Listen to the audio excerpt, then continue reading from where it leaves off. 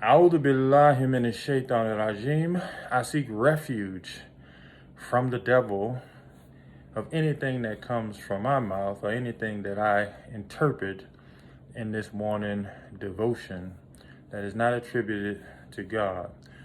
Bismillah ar-Rahman ar-Rahim. In the name of God, the merciful benefactor, the merciful redeemer. Inna salati wa nusuki wa mahyaya wa mamati lillahi rabbil alameen la sharika lahu wa bidhalika umirtu wa anna awwalul muslimin. My prayer, my sacrifice, my life, and my death are all for God. He is the first that commanded me to submit, and that I do. You have asked me to share more, and that's what I'll do. So we'll come for this morning's dars, or lesson, or ta'aleem, or education, devotion. We'll come from chapter 107. It's calling fulfilling neighborly needs, or taking care of your neighbor. Love thy neighbor. Bismillah ar-Rahman ar-Rahim. It says, أَرَأَيْتَ الَّذِي يُكَذِّبُ بِالدِّينِ فَذَلِكَ الَّذِي يَدُعُّ الْيَتِيمَ وَلَا يَحُضُّ عَلَى طَعَامِ الْمِسْكِينِ فَوَيْلٌ لِلْمُصَلِّينَ الَّذِينَ هُمْ عَنْ صَلَاتِهِمْ سَاهُونَ الَّذِينَ هُمْ يُرَاءُونَ وَيَمْنَعُونَ مَاعُونَ صدق الله عظيم. Have you seen the person who has denied his deen or his religion? Have you seen the person who doesn't realize that deen in Arabic means a debt that has to be paid? It also means that it is your way of life given to you by God. He says, your neighbor, why do you treat them or repulse the orphan? Why do you treat them harshly? They are of God's kingdom. They are of God's creation. What right do you have because you have gotten some status in life? What right do you have to treat the man next door, the orphan next door, the people who are homeless, the people who don't have? What right do you have because God has favored you in some instances to treat them harshly?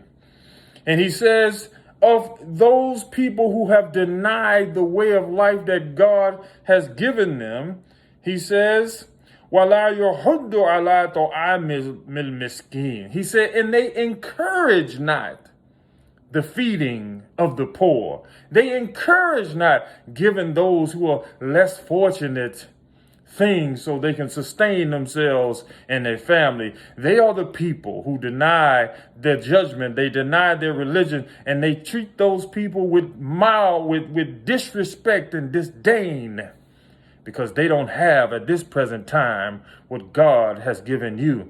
Isn't it amazing that we as religious people, we as people of God,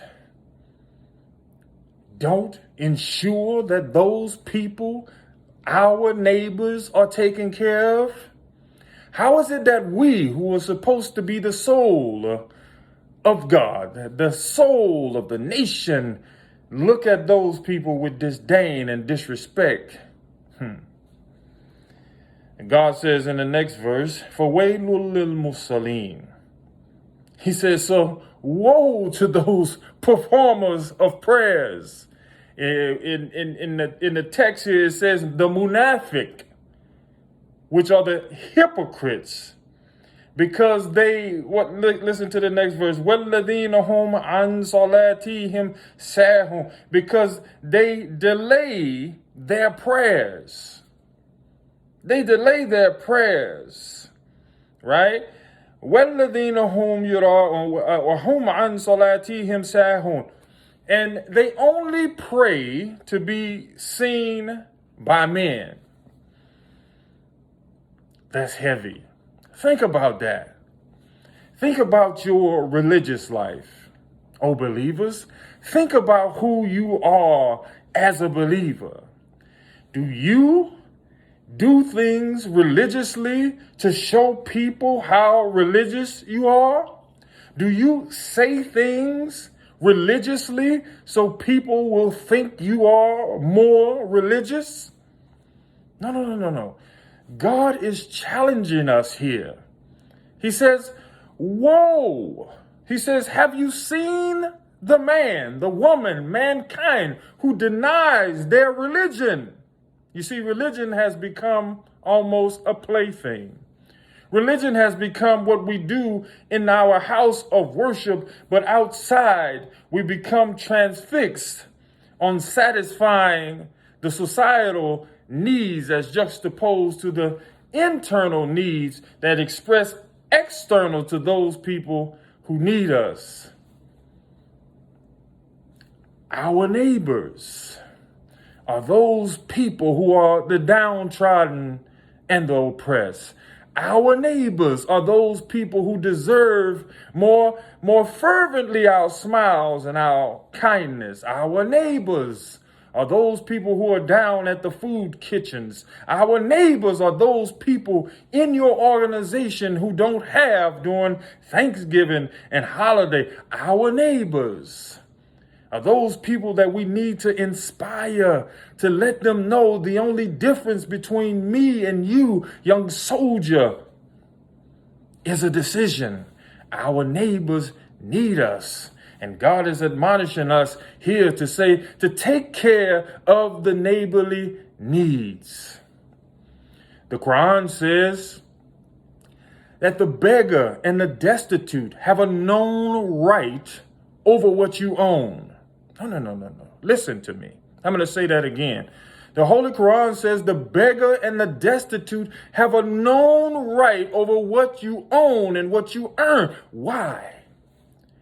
Because God has given that to you. God, by circumstance, has blessed you with the things that you have. And somehow, some way, you think that you did that. God says the beggar and the destitute have a known right over what you earn. They are your neighbors.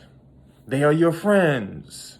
The Quran says whether they ask you or not, because of their pride, it is our job as believers to take care of them because they are our neighbors. As I conclude here, the Quran says, أَرَأَيْتَ الَّذِي يُكَذِّبُ بِالدِّينِ. Have you seen the man who has denied his religion? Religion has become an outward form of expression. Religion, as the Quran says, do you see the man who prays to be seen by men? Religion has become an outward form of expression as juxtaposed to an inward form that beautifies the outward form by taking care of those who are less fortunate. I'll end here with prayer. رَبَّنَا آتِينَا فِي الدُّنْيَا حَسَنَةً وَفِي الْآخِرَةِ حَسَنَةً وَقِنَا عَذَابَ النَّارِ. God, give us the best of this world and that of the hereafter. رَبَّنَا لَا تُزِغْ قُلُوبَنَا بَعْدَ إِذْ هَدَيْتَنَا وَهَبْ لَنَا مِن لَّدُنكَ رَحْمَةً إِنَّكَ أَنتَ الْوَهَّابُ. God, don't let our hearts deviate after you have guided us to the truth. Rabbi zidni ilma. Rabbi zidni ilma. God, increase us in knowledge. Make us better husbands. Make us better wives. Make us better children, carrying out the sacrifices of your will. Make us better people through our sacrifice and our obedience to you. Assalamu alaikum. Peace be upon you. Fi amanillah. Go in our laws, go in our God's peace and tranquility. Have a great day.